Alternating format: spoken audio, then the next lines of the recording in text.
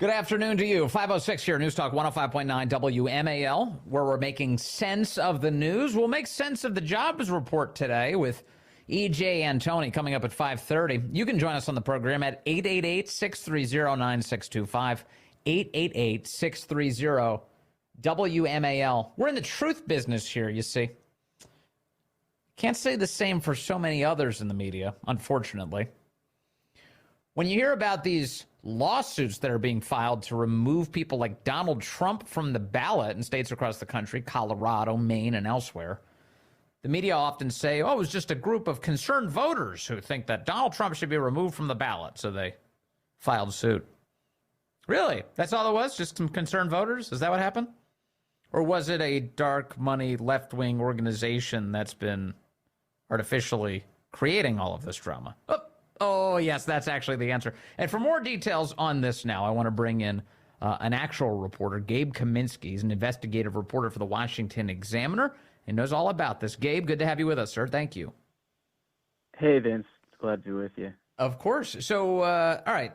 So we have seen multiple states now, Colorado and Maine, but other states are considering it, meddle with their ballots. They are rigging the ballot such that Donald Trump is not on it. They're doing it at the behest of some pretty powerful left-wing organizations. What do we know? Yeah, so we published a piece in the Washington Examiner this week that details how Citizens for Responsibility and Ethics in Washington, which is a DC-based charity that sort of identifies as a watchdog group. It's pretty overtly it's a progressive activist organization. But the main thing that we sort of detail and quote some Republicans who believe that it's a point of hypocrisy is that this organization, which filed a lawsuit which spawned Colorado's then 4-3 Colorado Supreme Court ruling that disqualified Trump from the ballot. Obviously, Trump did appeal that, so it's not a finality. They have, they position themselves as a group that is pushing for transparency and fighting dark money in the political system. But we actually found that for years, Crew has itself relied on dark money to keep its lights on. I mean, it's taken millions of dollars from the Foundation for Open Society, as an example, one of the organizations in billionaire George Soros's grant-making network. It's also taken money from the Democracy Alliance, a powerful membership group of wealthy liberals, as well as others. So we just tried to transparently lay out that this same organization has itself kind of an opaque funding system. Right. And the Democracy Alliance, for those who don't know, is a clearinghouse for big donor money. So George Soros also gives through the Democracy Alliance as well. He's giving money in multiple ways. And the Democracy Alliance, they direct all of these funds to targeted organizations and efforts that they think are going to result in Democrat victories. They've been doing that for years. So when we refer to something that's dark money, what that fundamentally means is that the donors are not subject to public disclosure unless the donors volunteer it. Is that right? Yeah, that's right. And dark money, by the way, is a term that conservatives have long sort of criticized because it's actually something that the left had sort of manufactured years ago to attack Republicans for using speech as a means, right, to in elections and whatnot. Now, the right has sort of found a counterpunch and said, hey, there's actually the people who are decrying dark money actually take wads of it each year, and here are examples of that.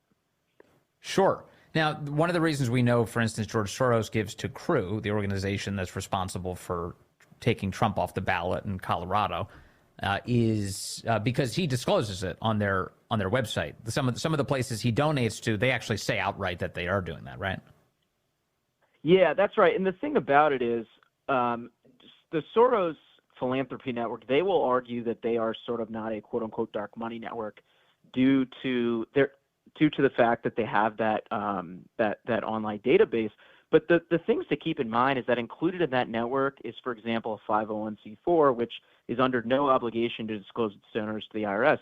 And while the Soros online website does actually list donations from that C4 to other groups, the public really has no way of verifying that encompasses all of their grants. I mean, they have no legal obligation not only to disclose their donors to the IRS, but to manage that website that includes those grants. Right. Yeah, definitely. So how much do you think? I mean, how much more of this are we going to see this year? This feels like the opening salvo. Well, I think Crew is one of several organizations that are pushing to remove Trump from the ballot. We've seen, and also the Daily Caller has reported this, that Free Speech for People, a group called Mi Familia Vota Education Fund, are two other entities that are sort of advocating and fundraising off this idea of kicking Trump off the ballot.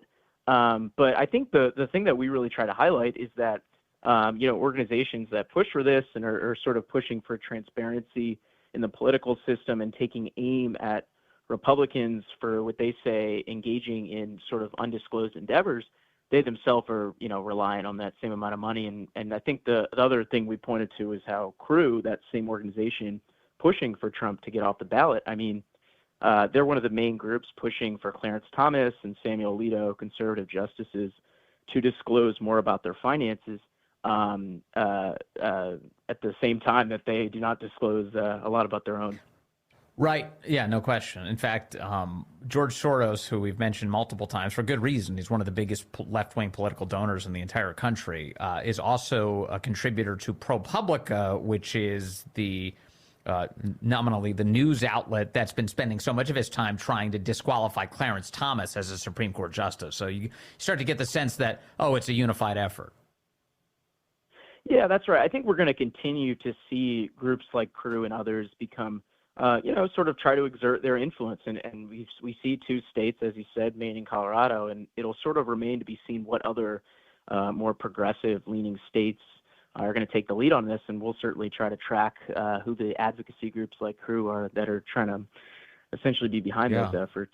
It's funny though, with Crew's history, which I've talked a bit about on the air, through the years, it was like over a decade ago, they used to list like left-wing lawmakers who they thought were corrupt. They would release a list each year, like these are the corrupt politicians. And Bob Menendez was definitely one of the people that Crew considered one of the most corrupt politicians in Washington over a decade ago. They no longer publish that list, just to be clear. That's not something that they engage in anymore. And they also were taken over for a time by David Brock, the guy who runs Media Matters, who decided to turn that organization into just simply a kind of an off-the-books extension of the DNC, for sure, in the service of Hillary Clinton and others. And now this is kind of the fruits of all of that. You've got at the top of the organization now at Crew is a guy called Noah Bookbinder, and he is a hardcore left-winger. He came up under a bunch of Democrats, and he's also a part of Alejandro Mayorkas's advisory council at the Department of Homeland Security. So it's interesting the extent to which all of these guys intersect. Yeah, absolutely. And I think that a lot of conservatives, particularly a think tank called Capital Research Center, they point to David Brock's entering Crew and leading it for a short period as a time in which it particularly became activist-oriented. The other thing interesting to note, I mean, Crew's first executive director was a woman named Melanie Sloan, who was a Democratic congressional staffer in the 90s for the House and Senate Judiciary Committee, including actually for Senate Judiciary Committee chairman in 1993, Joe Biden, which ironically is the same year that Tara Reid later alleged in 2020 that Joe Biden sexually assaulted her. But certainly, the group has long been a cemented activist organization. Yeah, and then David Brock is one of the signature figures within the Democracy Alliance in terms of directing a lot of the funding and how it's used in order to, again, guarantee long-term power for Democrats. So I just think it's important. These are one of those stories where it's like, okay, there are a lot of characters, a lot of like random organizations with defensible, names, or like, forgettable names for that matter. But they're deeply important to what's going on in the country right now, and it takes people like Gabe Kaminsky to dig into them. So, Gabe, thank you very much. Really appreciate your time today, sir. Yeah, thank you very much for having me. That's Gabe over at the Washington Examiner. You can read his piece today. It's transparency group behind Trump ballot removal effort has long relied on left-wing dark money. Yeah, the left has always had a weird relationship with donors. I mean, it's an obvious one. It's a by any means necessary conversation. It's like they get angry if the right has people making donations, but they can't figure out who they are so they can harass them. They're like, well, you're keeping it a secret. Tell us. We demand to know. And then, of course, they'll take the list and then they'll harass them.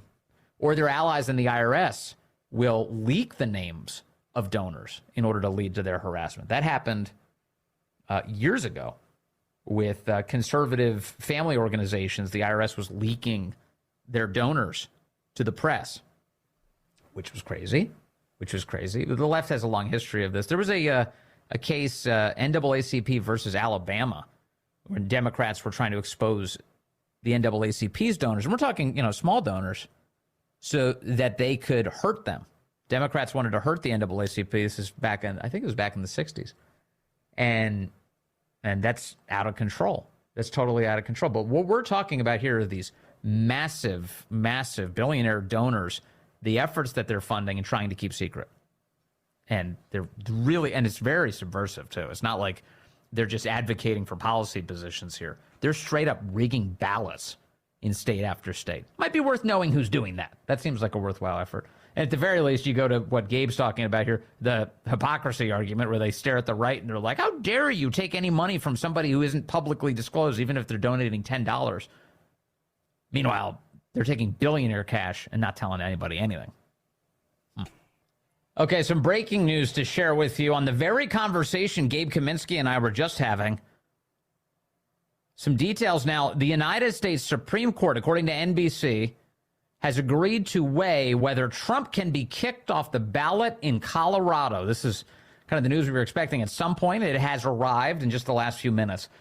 Dayline, Washington, the Supreme Court on Friday agreed to consider whether former President Donald Trump could be deemed ineligible to run for federal office again because of his actions leading up to the January 6th attack on the Capitol, blah, blah, blah, blah, blah. They just keep going. The justices will review the decision by the Colorado Supreme Court that said Trump could be barred from the Republican primary ballot in that state. But the United States Supreme Court ruling is likely to have national repercussions, potentially setting guidelines that would determine how every other state would handle the issue. The brief order said the case would be argued on an accelerated schedule on February 8th. Got it? February 8th. So in the midst of all these primaries, and the caucuses will, of course, have already been taken place, there's now a big, dramatic Supreme Court case on whether or not Trump is eligible to be on the ballot. They say this indicates a ruling will follow soon after. So a hearing set for February 8th, and that a ruling is expected very soon after.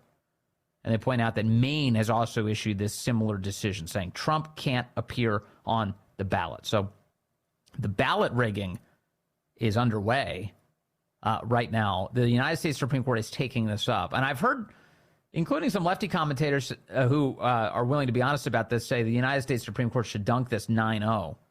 Like, no, don't allow this. Don't allow there to be any sort of daylight here. You have to say you can't rig these ballots 9-0. But I'm not so confident. These left-wing justices especially, they're just too wedded to their party politics. They're too wedded to the power equation and not to the Constitution, not to the principles here, unfortunately, which is why we're in the mess we're in. Paul is in Colonial Beach on line 2. Paul, good afternoon. You are on the Vince Coglianese Show. Thanks for waiting, sir.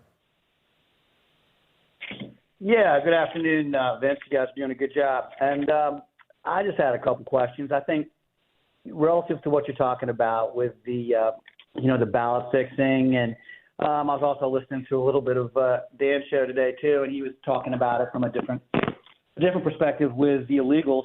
Yeah. And I guess my question is, when someone like, Congressman Green comes on, and I really think there's a problem with the messaging, and I don't think the conservatives are aggressive enough in their messaging when all these crazy things are happening, these bold, in-your-face things are happening. And it's great that the Supreme Court is going to do that, what you just mentioned. But my question is, when someone like Green has your show for a period of time, why isn't he talking about the red states that are experiencing mass exodus? And because of that, they're actually losing population, which means they're losing congressional seats and potentially losing. The red states are attracting. I mean, most of the studies are showing red states are actually attracting. The blue states. I'm sorry. The blue states. The blue states are losing people in a mass exodus, and they're going to the red states. Yes. And I'm sorry, I get that backwards. And basically, they're losing population. And so they're losing congressional seats potentially, and they're potentially losing electors, and they're potentially losing their power in the Electoral College. Yes. And when you ask yourself, what could possibly be the logic to drop our borders and allow millions upon millions of people to come in, rapists and murderers and God knows what else. We have no idea who they are, where they came from. Right. And so I'm racking my brain, well, why would our government ever do that? Why? And then all of a sudden the stuff starts getting laid out, and I think Dan did a real good job with it today. These guys these people are leaving these blue states. They're going to the red states. Yep. And the radical left is terrified of it. And that's where they're going to lose their power. And that's the reason. And isn't that the true insurrection? I mean, the stuff that we're hearing about January 6th, we all know has no basis in fact. The true insurrection is people like Kate Steinle and others that are dying, citizens that are dying in our cities in this country because of the Biden policies. And yet when someone like Congressman Green comes on your show, he doesn't parrot those numbers and the facts and get the message out. Because I don't think a lot of people know this. Let me offer a word of defense for Congressman Green's interview today. One, I'm always grateful for the people who come on and talk to this audience. And we get a couple congressmen who like doing that with some frequency, and we like having them. So that's one. But two, and importantly, right to your point, my memory definitely serves correctly. I heard him mention the electoral implications of this, and that this is the reason Democrats are doing it. He did say that during today's interview. And he's right about that. It goes right to your point. He didn't flesh it out quite as much as you did, Paul, but you're totally right that the impact of bringing in a bunch of human bodies, the left, very interested in accruing as much political power as they can out of them. They have people fleeing the states that they run. And this is one of those things I'm really tortured by what Greg Abbott is doing in Texas. I like that he's at least bringing attention to this disaster by forcing it onto these blue cities. But meanwhile, from the very beginning, I was kind of opposing this idea that even in a way to prove a point that we'd be trafficking people deeper into the countries, including into these blue jurisdictions where, they will in the end serve to the benefit of long-term Democrat power in the very ways you just laid out, Paul. Hey, Paul, thanks for waiting very much and for listening as always. Hang with us. EJ Antoni is joining us in a few minutes. We'll get into the jobs numbers today. The media, once again, misrepresenting the details. EJ's got the truth for you ahead. Hey, good afternoon to you. 5:35 here, News Talk 105.9 WMAL, where we're making sense of the news. You can join us, 888-630-9625 on a Friday or any day, 888-630-WMAL. Always good to have you. New jobs data today. The media going wild. Some positive news for Joe Biden. It's so great. The U.S. added 216,000 non-farm payroll jobs in December, and the unemployment rate remained the same, 3.7%, according to the Bureau of Labor Statistics data released today. Well, is that good news? I hate to rain on your parade, but boy, we've got some things to talk about. Let's do that now with Dr. EJ Antoni, economist at the Heritage Foundation and the in-house economist of the Vince Coglianese Show. EJ, good to talk to you today, sir. Vince, likewise, always a pleasure. Okay, so we do see a bunch of headlines today that say, hey, the economy's doing pretty good. That's not really the truth, is it? What's happening here? No, it's not, and you can certainly survey Americans to find out that that's not the case, or you can just actually do a dive into the numbers beyond the headlines and find out that all of the talking heads on TV are once again wrong. Yes. I mean, it's absolutely amazing when we talk about this low unemployment rate and we ignore all the millions of people missing from the labor force that are giving us such a low number. But that's just one example of the situation we're at today. Let me pause on that for a moment, because I think that's a huge piece. And there's some elements here I've been following. You should follow EJ Antoni on Twitter. He's got or X they call it now. He has a bunch of charts and information today helping me to understand all of this. But one thing that really leaps off the page at me is when they say, well, the unemployment rate is unchanged. Well, that doesn't really capture the fact that the labor force is shrinking, meaning we have fewer people even in the labor force. And they say, well, unemployment is unchanged? How does that work?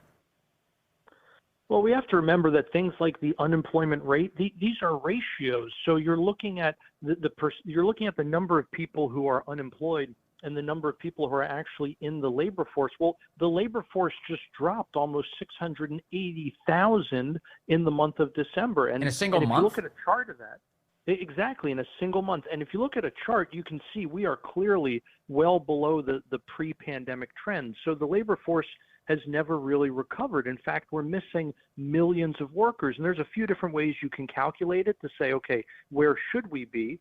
But we're basically missing somewhere between, I don't know, 6 or 7 million people from the labor force. So at the end of the day, you actually have, when you do an honest dive into these numbers, you actually have between about 11 and 13 million people today who are unemployed. Now, that's much bigger than the official number, but it takes into account all of the millions of people who have never returned to the labor force after COVID. When you say 6 to 7 million people are missing, does that mean that aliens do exist, that they were abducted? Where did they go?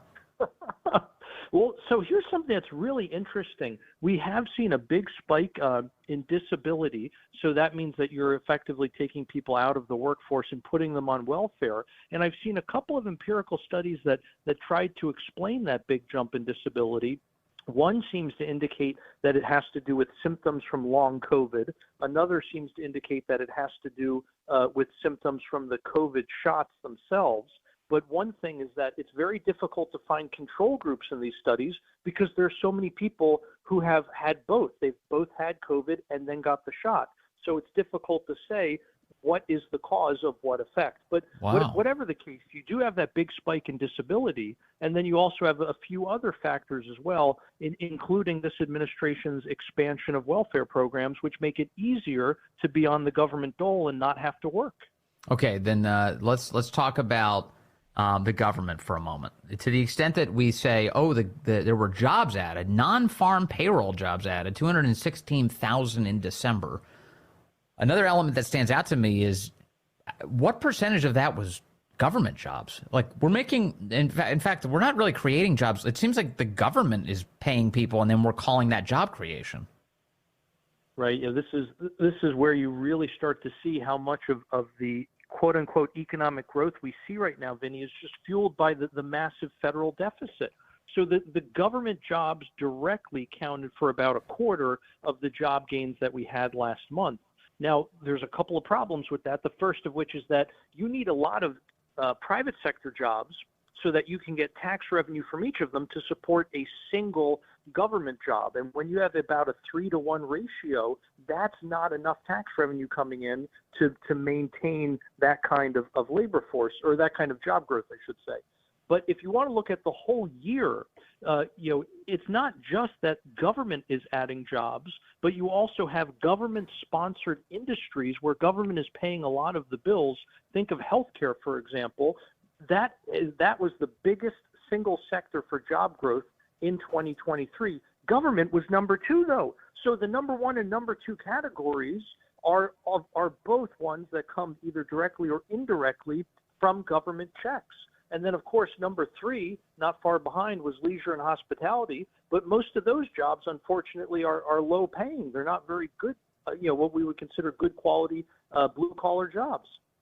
So this is a scam. This is a house of cards. I mean, that's not a real economy. If the government is creating like a disproportionate number of the so-called jobs here, that is a sign of an unhealthy economy, isn't it?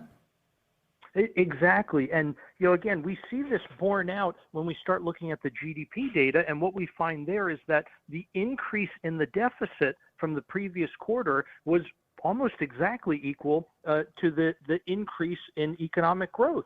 And so it's not just a matter of government cutting a check directly, but indirectly as well. So a lot of people who are working in healthcare, for example, are indirectly getting paid by the government. But when they go out and spend their money, that's not getting counted in the government category as part of GDP. It's getting counted as part of the private economy. Okay, now let me talk about full-time jobs with you. There's the number 216,000 jobs. That's the one that the headline number today, in December. 216,000 jobs added. That's not full-time jobs, is it? Or at least a portion of it is not. No, it's not. So that establishment survey that shows that big 200 plus thousand increase in jobs, that's different from the household survey where we get a breakdown of what kinds of jobs we're looking at, whether we're looking at full-time or part-time jobs. Full-time jobs in the household survey absolutely collapsed last month. They fell by more than 1.5 million in a single month. I'm sorry, they fell. The full-time jobs went down last month, 1.5 million? Exactly. I mean, that's just falling off a cliff. That's the biggest collapse since COVID, when the government shut everyone down and said it's illegal for you to go to work. So this is a pretty big deal. And for some reason, everyone's ignoring it. So all of the job gains that we got were all part-time jobs. And a lot of that is people getting a second or even a third job because they can't make ends meet right now. Okay, just so, again, so I can understand. This is most of our conversations that consist of this. Like, help me understand this. So if we lost 1.5 million full-time jobs last month, does that mean all of or nearly all of the job so-called gains were part-time? Like, in other words, did we pick up 1.8 million part-time jobs last month? Is that what happened? So according to the household survey, again, that establishment survey is where we get that increase of over 200,000. The household survey showed a big drop of 600,000 jobs. So the household survey shows we lost 1.5 million full-time jobs, and we only gained about 760,000 part-time jobs. Huh. So again, they're different surveys, and it's not uncommon that one will go up and the other down in a single month. But what's weird is that ever since March of 2022, these two surveys have diverged in a completely unprecedented way. And so there is now this huge gap where the establishment survey shows we continue adding jobs, and the household survey has all but flatlined. In fact, the household survey shows that we added almost no jobs at all for the entirety of 2023. Wow. Okay, so then the other piece here is that when we see data that tells us about part-time jobs, in the past, you have told me that what that means in this era oftentimes is people who are taking second jobs, that this is actually the same worker counted multiple times. Is that still true in this data in December? Right, that's exactly right. And and again, that double counting of people went for additional payrolls, the same person but working multiple jobs, so it counts as multiple payrolls. That's at a record high today of 8.6 million. And something important to point out is that when we conduct small surveys of the American people, we see a large number of them working a third job, not just a second, but a third. Well, this statistic doesn't even capture those third jobs, because as soon as I get a second job, I'm moved over into the multiple job holder category. If I go and get a third job, the data will report the exact same number of multiple job holders. And so the situation is likely much worse than this 8.6 million in terms of that double counting. The fact that the unemployment number came back flat this month, typically what ends up happening is Wall Street sees that as a negative signal. And this is like one of the perverse elements here, that if unemployment improves for the American people, that means that the Fed is going to either raise or hold interest rates at a high level. Is that right? How should we view the way the Federal Reserve is handling interest rates right now? Well, you're right. The market is very much stuck in good news is bad news mode. And so they want low interest rates because it makes borrowing cheaper and it's going to buoy stock prices. Right. In terms of the Fed, though, how they're looking at the data, I mean, I'm sorry, but I think we have to put to bed this notion that the Fed is data dependent and is politically independent. They're simply not. We have routinely seen throughout the last couple of years when the data says one thing, explicitly is telling the Fed, you should do X, and instead they do Y. So unfortunately, I think they are far more, they look far more at which way the political winds are blowing than which way the economic data is pointing. Okay, then that leads to the next question I have, which is how likely is it that the Fed will meddle in the election, not for the benefit of the American economy, but for the benefit of Joe Biden's reelection?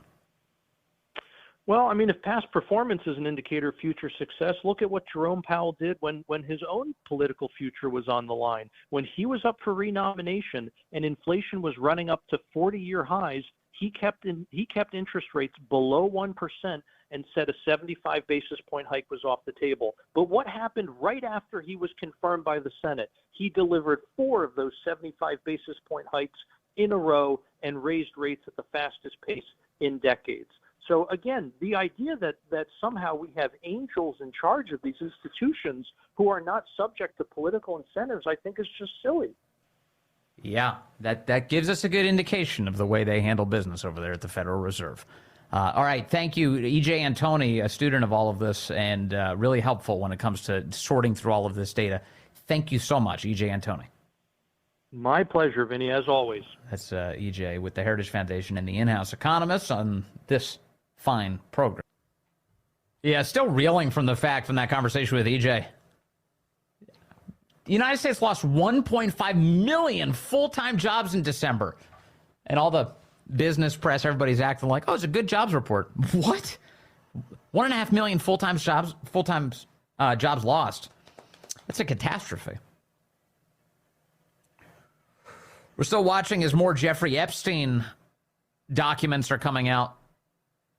I was reminded today of that James O'Keefe obtained video of ABC News reporter Amy Robach. This is back in 2019. Remember, she was complaining that she had done the reporting on this, and ABC, the network run by Disney, had blocked her from sharing information about Jeffrey Epstein's pedophilia.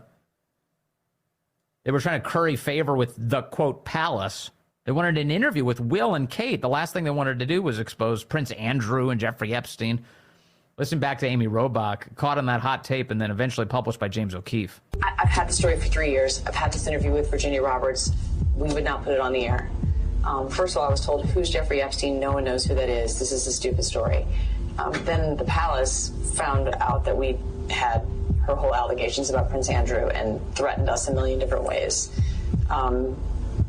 We were so afraid we wouldn't be able to interview Kate and Will that also quashed the story. And then Alan Dershowitz was also implicated in it because of the planes. She told me everything. She had pictures. She had everything. She was in hiding for 12 years. We convinced her to come out. We convinced her to talk to us. It was unbelievable what we had. Clinton. We had everything. I tried for 3 years to get it on, to no avail, and now it's all coming out, and it's like these new revelations, and I freaking had all of it.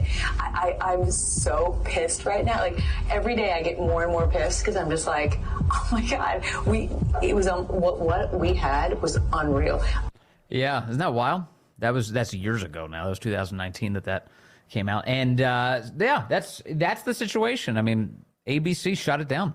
They were threatened by all sorts of people. That's one of the revelations that was found out in the new depositions, the new information that was released overnight. One of the claims is that Bill Clinton had threatened Vanity Fair to try and keep them from publishing information about Epstein. So threats seems to be a big feature of this story, alleged threats throughout. A big feature of this story, trying to silence the media and keep them from talking about this. You see right there, clearly it had some effect on ABC. They killed the Epstein story that they had. They had one, and they refused to run it. One other note here, and of course things are developing, so they could change, but she mentioned Alan Dershowitz. Virginia Giuffre, the woman that she's referring to, also known as Virginia Roberts, would later claim that she may have been mistaken about Alan Dershowitz. Dershowitz has been fighting pretty vigorously in court and elsewhere to try and clear his name here. He did, of course, serve as Epstein's lawyer for some time. But interesting stuff. And speaking of interesting, Jeffrey Epstein's brother is out in an interview with Tucker Carlson saying that he does think the federal government murdered his brother, that this was not suicide. Here's Mark Epstein laying out to Tucker what he thinks. High-profile inmate in the most secure federal facility in the country's largest city who was somehow murdered, clearly with the knowledge of the Justice Department, and the Attorney General of the United States lies about it, which he did. And there's no reason to do that except to cover up the crime. So Correct. What does that tell us about this? Oh, it's a scary thought that you could be killed in prison by the government. that your brother was dead in his cell and had been dead for 2 hours. At least 2 hours. At least 2 hours. Yeah. Somebody cut off his clothing and redressed the corpse in hospital scrubs, in a gown. Yeah, I have a photograph of him in a hospital gown on a gurney in a hospital where, his arms were put through the sleeves. It's one of those gowns you tie in the back. So the question becomes, who decided to dress a dead body in a hospital gown? Normally they're either in a body bag or covered in it by a sheet. Yeah, Mark also says in this interview and points out something that is interesting. If you've ever seen, I wouldn't go looking for them if you don't want to see a dead body, but if you've never seen the Epstein autopsy photos, you should take a look if you've got the stomach for it. The ligature wound on his neck is low on his throat, and it's a very tight, bloody line, like it was a cord, not like it was a bed sheet. And one of the autopsies that was done by, was it Mark Baden? Is that his name? One of the medical examiners, a career of looking at these cases, said it's very unusual. He was said to be hanging off the floor. His body weight wasn't even on the floor. It would have normally, you'd see the wound go up to the ears because the bed sheets would have held him up that way. It's not where it was. The wound was low on the throat, and it was a very tight line, not thick like a bed sheet. So many mysteries, so many unanswered questions here. We'll keep digging in. We'll tell you what we find out on the Vince Coglianese Show. The great one, Mark Levin, up next here on WMAL.